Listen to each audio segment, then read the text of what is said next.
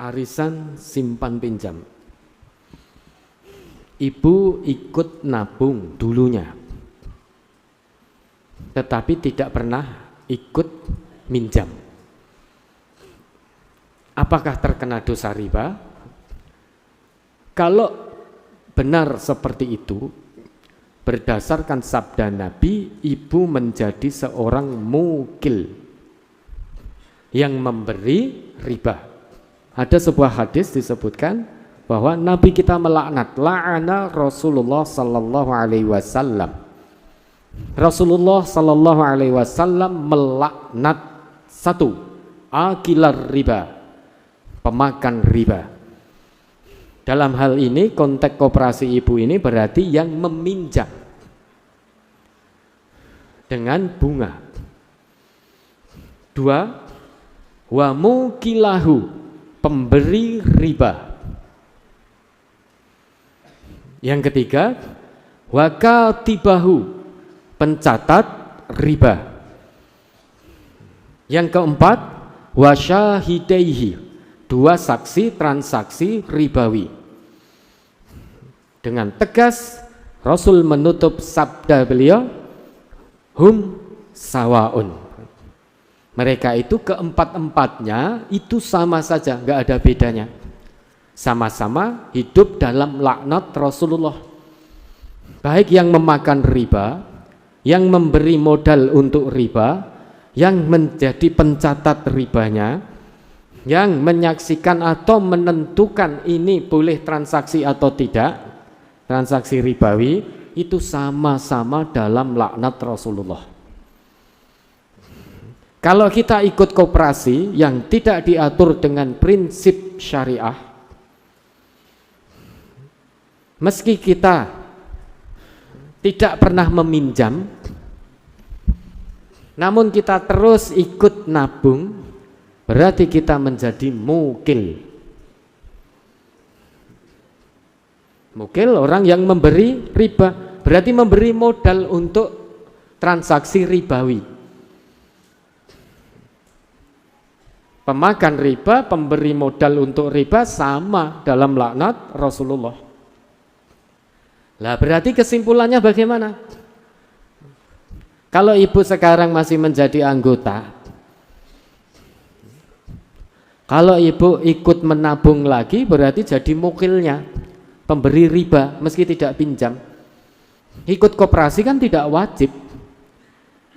Maka langkah terbaik menurut Allah, kalau koperasi itu masih riba, tidak diikat dengan prinsip syariah, fantaha, berhenti dari situ. Berhenti koperasi apapun itu, baik di tempat kerja, di kampung, di ini itu, kalau itu tidak diikat dengan prinsip syariah, keluar semuanya. Siap boten? Pakewuh dengan manusia, tidak pakewuh dengan Allah. Padahal qat'i sekali ayatnya, tegas, soreh sekali. Al-Baqarah 275 sampai 281. Maka dibaca Ustaz, panjang toh ini. Jangan baca, saya tak minum dulu. Alladzina ya'kuluna ar-riba la yaqumuna illa kama yaqumul ladzi yatakhabbathu asy-syaitanu minal mas. Dzalika bi annahum qalu innamal bay'u mislur riba wa ahallallahu al-bay'a wa harrama ar-riba. Faman ja'ahu mau'izatun mir rabbih fantaha falahu ma salaf wa amruhu ila Allah wa man 'ada fa ulaika ashabun nari hum fiha khalidun. Ayatan atau mustamiran? Naam. Ayatan atau mustamir? Mustamir. Mustamir. Yamhaqullahu ar-riba wa yurbis shadaqat wallahu la yuhibbu kulla kaffarin asim. Innal ladzina amanu wa 'amilus solihati wa aqamus sholata wa atuz zakata lahum ajruhum 'inda rabbihim wa la khaufun 'alaihim wa la hum yahzanun. Ya ayyuhalladzina amanu taqullaha wa dharu ma baqiya minar riba in kuntum mu'minin fa in lam taf'alu fa'zanu biharbin minallahi wa rasulih wa in tubtum falakum ru'usu amwalikum la tadlimuna wa la tutlamun wa in kada du usratin fanadhiratun ila maisarah wa an tasaddaqu khairul lakum in kuntum ta'lamun wattaqu yawman turja'una fihi ila Allah summa tuwaffa kullu nafsin ma kasabat wa hum la yutlamun. Orang-orang yang makan atau mengambil riba tidak dapat berdiri melainkan seperti berdirinya orang yang kemasukan syaitan lantaran tekanan penyakit gila. Keadaan mereka yang demikian itu adalah disebabkan mereka berkata atau berpendapat sesungguhnya jual beli itu sama dengan riba, padahal Allah telah menghalalkan jual beli dan mengharamkan riba. Orang-orang yang telah sampai kepadanya larangan Tuhannya lalu terus berhenti dari mengambil riba, maka baginya apa yang telah diambilnya dahulu sebelum datang larangan, dan urusannya terserah kepada Allah. Orang yang mengulangi atau mengambil riba, maka orang itu adalah penghuni neraka, mereka kekal di dalamnya. Coba diulangi ini, faman ada wa man ada faulaika ashabun nar hum fiha khalidun. Maka artinya ditekankan betul di sini. Orang yang mengulangi atau mengambil riba, maka orang itu adalah penghuni neraka, mereka kekal di dalamnya. Yang mengatakan ini Allah atau siapa? Allah. Yang punya surga dan neraka Allah atau siapa?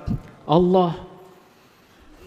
Allah sudah tetapkan salah satu bahan bakar api neraka kelak adalah para pemakan riba atau manusia-manusia yang terlibat transaksi ribawi, tidak mau bertobat, tidak mau berhenti.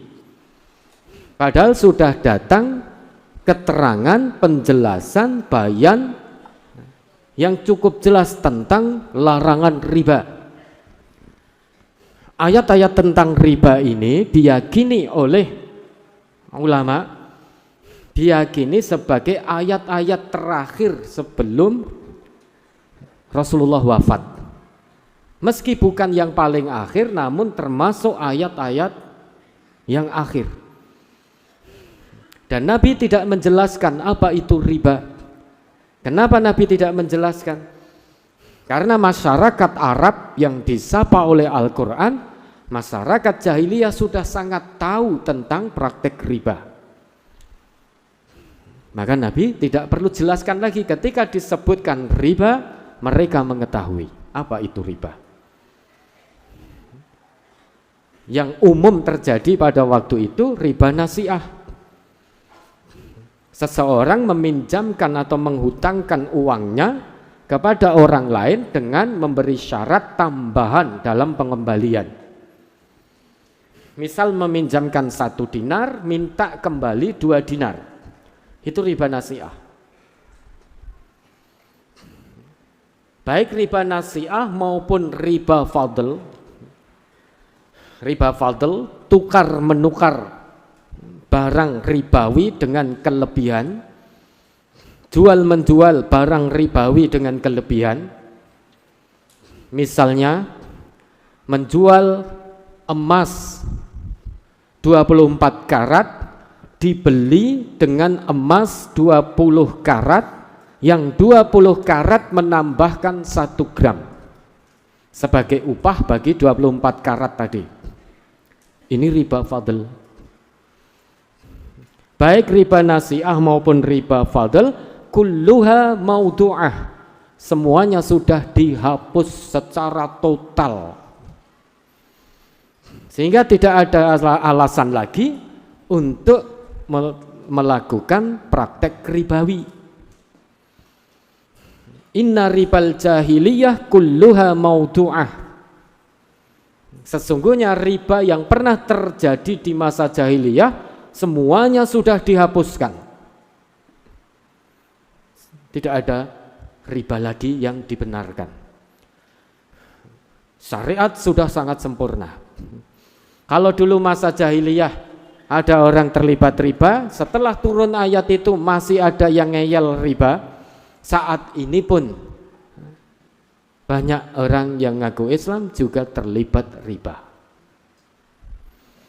baik sebagai pemakannya, peminjamnya, atau pemodalnya, atau yang mencatatnya, atau yang menentukan cair dan tidaknya sebagai saksi. Berarti kembali ke kehidupan jahiliyah. Tidakkah kita pernah berpikir sebetulnya Allah berikan kemudahan kepada kita umat Islam di Indonesia ini dengan menjamurnya sekarang lembaga-lembaga keuangan yang berusaha menerapkan prinsip-prinsip syariah meski belum 100% syariah. Namun karena sudah ada yang berusaha ke arah sana, fattaqullah mastata'tum, kita tunaikan dengan penuh kemaksimalan hijrah menuju yang syariah. Ayat ini sudah sampai pada kita. Faman ja'ahu mau'izatum mir rabbih fantaha falahu ma salaf wa amruhu ilallah. Barang siapa yang sudah datang peringatan tentang bahaya dan haramnya riba ini, hanya ada satu cara yang Allah berikan. Fantaha, berhenti, segera berhenti. Pakai fa itu, pakai fa. Panjenengan lihat ayatnya. Faman ja'ahu mau'izatum mir rabbih fantaha. Pakainya fa, bukan wantaha. Kalau pakai wawu, wantaha, berarti diizinkan untuk jeda waktu yang panjang. Tetapi itu pakainya huruf fa, harfun bila hudud, jangan tunda-tunda lagi. Segera berhenti total dari segala bentuk riba. Dan praktek riba yang dulu sudah pernah kita lakukan, amruhu ilallah. Urusannya terserah Allah, yang penting kewajiban kita berhenti total setelah datang peringatan itu. Lantas ayatnya berlanjut, wa man 'ada faulaika ashabun nar hum fiha khalidun. Barang siapa yang mengulangi setelah datang larangan riba, dalam bahasa kita ngeyel. Barang siapa yang ngeyel setelah tahu ayat ini, larangan ini, tetap ngeyel riba, ya sudah, berarti dia telah siap untuk menjadi bahan bakar api neraka di dalamnya selama-lamanya. Padahal kehidupan dunia ini, uang hasil riba itu juga tidak menyenangkan. Yamhaqullahu riba wa yurbis shadaqah. Biar bagaimanapun ketetapan Allah qanunun ilahiyun. Ketetapan Allah menyatakan dengan sangat tegas sekali, yamhaqullahu riba. Allah pasti akan senantiasa hancurkan, musnahkan harta dari hasil riba. Tidak ada yang memberi kesenangan abadi. Pasti musnah itu harta yang bercampur riba. Tetapi sebaliknya Allah akan tumbuh kembangkan, suburkan sedekah. Wallah la yuhibbu kulla kaffarin athim. Allah tidak menyukai orang-orang yang tetap dalam kekufuran, berbuat dosa. Maksudnya tetap ngeyel dalam riba. Riba itu adalah dosa. Setelah datang peringatan kok dia tetap ngeyel, terlibat riba, berarti dia milih untuk tidak mendapatkan kecintaan dari Allah. Dia tetap dalam kekufuran, dalam perbuatan dosa. Kemudian lanjut, innal ladzina amanu Sesungguhnya orang-orang yang beriman mengerjakan amal soleh, mendirikan sholat dan menunaikan zakat, mereka mendapat pahala di sisi Tuhannya. Tidak ada kekhawatiran terhadap mereka dan tidak pula mereka bersedih hati. Innal ladzina amanu wa 'amilus sholihat. Karena ayat ini beriringan dengan riba. Sesungguhnya orang-orang yang beriman dan beramal soleh, ini tanda keimanan seseorang shodiq di hadapan Allah. Begitu datang peringatan tentang riba, sebagai tanda bukti keimanannya, dia berhenti total dari riba, dan berhentinya dari riba ini merupakan amal soleh. Bagi yang ngeyel, berarti imannya belum terbukti di hadapan Allah, karena belum berani berhenti dari riba. Masih dibayangi oleh ketakutan-ketakutan bujuk rayu setan. Kalau saya berhenti riba, dari mana saya makan? Kalau saya berhenti riba, dari mana saya bayar SPP untuk anak saya? Kalau saya berhenti dari riba, kalau sakit berobat bagaimana? Terus seperti itu setan akan membujuk rayu kita. Asyaiton ya'idukumul faqr. Memang setan itu menjanjikan kefakiran. Ketika kita mau hijrah mengikuti perintah Allah, setan takut-takuti kita dengan kemelaratan dan kefakiran. Nah, kalau kita berada di posisi ini, tinggal pilih Allah atau pilih setan. Kalau pilih setan, ya sudah, akan jadi temannya setan di dalam jahannam khalidina fiha. Kalau pilih Allah, hijrah sudah dari riba, tidak ada alasan lagi. Intiha minar riba, segera berhenti dari riba. Kalau itu bisa dilakukan dengan penuh landasan keimanan kepada Allah, buktikan dengan amal soleh, maka dijanjikan oleh Allah, lahum ajruhum inda rabbihim wala khaufun alaihim wala hum yahzanun. Di sisi Allah dia akan dapat pahala di sisi Allah dan tidak pernah takut di dunia. Ketika meninggalkan riba, dia tidak pernah takut miskin. Ketika meninggalkan riba, dia tidak bersedih hati hilangnya uang riba. Ketika meninggalkan riba, dia tidak khawatir untuk melarat, fakir dan lain sebagainya. Dia yakin dengan penuh keimanan Ar-Razzaq itu Allah. Lanjut. Hai orang-orang yang beriman, bertakwalah kepada Allah dan tinggalkanlah sisa riba yang belum dipungut, jika kamu orang-orang yang beriman. Ya ayyuhalladzina amanu taqullaha wa dharu ma baqiya minar riba in kuntum mu'minin. Wahai hamba-hamba yang telah menyatakan keimanannya, ittaqullah, bertakwalah kepada Allah sebagai tanda bukti pengakuan imanmu. Salah satu caranya wadharu ma baqiya minar riba, segera tinggalkan sisa riba yang belum dipungut. Hasil SHU-nya jangan dipungut, tinggalkan sudah. Wong kita hijrah kok. Oh, ini SHU-nya belum saya ambil Ustadz. Tidak usah diambil. Tinggalkan sisa riba. Wadharu ma baqiya minar riba. Eman-eman Ustadz, banyak di surganya Allah lebih banyak. Pilih mana? Bapak Ibu pilih mana? Pilih SHU riba atau pilih kenikmatan surga yang Allah janjikan? Nomor 1 atau nomor 2? Nomor 1. Ada yang milih nomor 1, ada yang milih nomor 2. Yang milih nomor 1 berarti milih SHU riba. Finar sudah. Yang milih nomor 2, dia tidak ambil SHU-nya, dia tinggalkan sisa riba, dia tidak pungut, berarti dia memilih Allah. Pilih nomor 1 atau nomor 2?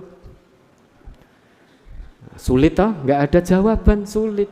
Ini menandakan banyak ini yang terlibat riba. Sudah, tinggalkan, keluar dari koperasi-koperasi yang seperti itu. Keluar dari keanggotaan, kan tidak wajib. kan tidak istiqroh juga. Ini perlu kita tegaskan. Kenapa? Biar nanti kita bisa berhujjah.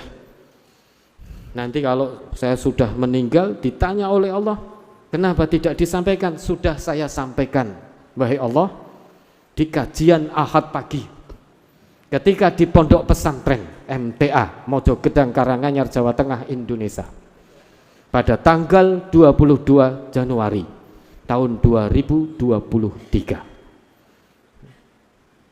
Lah kok jek enek sing riba? Itu ngeyel ya Allah.